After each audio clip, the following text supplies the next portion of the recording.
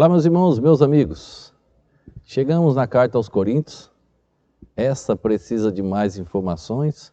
Ontem nós começamos a dar uma pincelada no capítulo. Não vamos ver todos os capítulos, tá? Nosso foco é no capítulo 12, 13 e 14. E fala sobre as línguas. Chega lá, nós vamos mostrar que não existe a palavra estranha. Vamos provar, tá? Não vamos mostrar, não. Vamos provar que não existe a palavra estranha. Mas é preciso entender todo o contexto, tá bom? Então nós começamos a mostrar o capítulo 1, 2 aí, sobre a sabedoria. O judeu pede sinal, o grego busca sabedoria. É muito importante entender esta parte. Hoje eu vou ler novamente o capítulo 14, verso 39. Eu não corro do verso.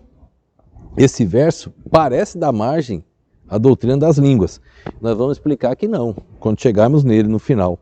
Mas eu quero ler para vocês. Portanto, irmãos, procurai com zelo profetizar e não proibais falar línguas. Não tem nada de estranho, não tem a palavra estranha ali, tá? Não proibais falar línguas. Era idiomas, tá bom? Idiomas não era proibido. Agora, negócio estranho é proibido. Não pode, porque não existe na Bíblia. Se aquelas línguas do capítulo 12, 13 e 14 são uma grande bênção, por que Paulo estava repreendendo a igreja aqui desde o começo? Paulo estava mostrando aqui no começo que todos deveriam servir e que as nossas obras irão passar por um teste divino. O que fazemos hoje, isso irá passar por um teste divino. E ele diz aqui que será aprovado ou não. Não entra no assunto salvação, mas entra no assunto ser provado. Então só podem ser provados as obras de um salvo. Lembra do final do capítulo 11, Barnabé, cheio do Espírito Santo, cheio de fé. Lembra de Atos capítulo 2, eles saíram cheios do Espírito Santo.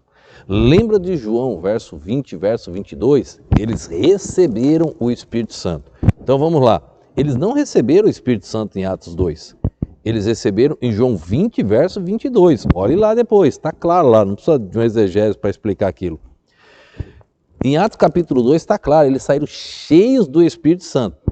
Barnabé, no finalzinho do capítulo 11, homem cheio do Espírito Santo e cheio de fé. Então, um homem cheio de Deus.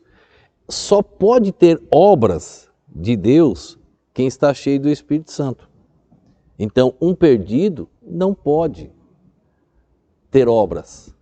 Então, as obras que serão provadas aqui são de salvos. Então, eles não perdem a sua salvação, mas eles perdem os seus galardões. Era isso que Paulo estava tratando na igreja de Corinto. Aquelas obras, daquelas línguas que eles estavam tentando falar lá, atrapalhando a igreja, vários idiomas no capítulo 12, 13 e 14, não iria passar no teste divino, não serviria. É o que ele fala aqui no capítulo 3 todo.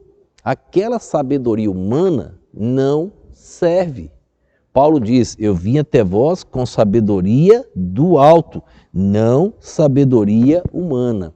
Se você não entender isso no livro, no início, na introdução, nos primeiros parágrafos desta carta, você não vai entender o quase final, que é o assunto que ele fala sobre línguas, sobre idiomas. É preciso entender aqui o que estava acontecendo, fazer as perguntinhas: quem, quando, para quem, o que estava se tratando, por que estava se tratando tal assunto.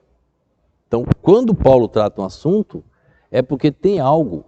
As línguas eram um problema na igreja de Corinto, não a bênção como foi em Atos 2, com aquele número de conversão de almas. Aqui você não vai ver conversão, aqui você vai ver uma dispersão sobre o assunto, porque já não era pregação aqui. Aqui era uma briga para ver quem falava mais idiomas em Corinto. Aí é assustador. Então tome muito cuidado. Então veja que aqui ele fala sobre a obra que será aprovada. A obra daquele que se manter, graças a Deus por isso. Então, que a sua obra que você está realizando hoje, de um salvo, que ela se mantenha firme até a volta do nosso Senhor e que você possa ser assim aprovado pelo crivo divino, tá bom? Que Deus nos abençoe, que Deus nos ajude. Amanhã nós vamos começar a ver os versos 1, 2, 3, 4, 5 de Coríntios capítulo 12. Depois estaremos mencionando novamente esses anteriores aqui para a gente não perder o foco de o que e quem e quando Paulo estava tratando, tá bom? Que Deus abençoe, vamos orar nesse instante. Pai, obrigado a Deus por mais um dia de vida, obrigado pela oportunidade de chegarmos até aqui, nos ajude, ó Deus, a crescer no conhecimento e na graça de nosso Senhor. Pai eterno, ajuda cada pessoa que assiste e ouve essas mensagens, ó Deus, também a crescer no conhecimento. Alimento espiritual cada uma delas, ó Deus. Se alguém estava sendo enganado, ó Pai, que a Tua verdade, a Tua palavra venha fortalecer e ensinar aquilo que é correto. Minha palavra é fraca, ó Deus, mas a do Senhor é perfeita. Assim eu te oro e te agradeço no nome e no poder do nosso Senhor e Salvador Jesus Cristo. Amém.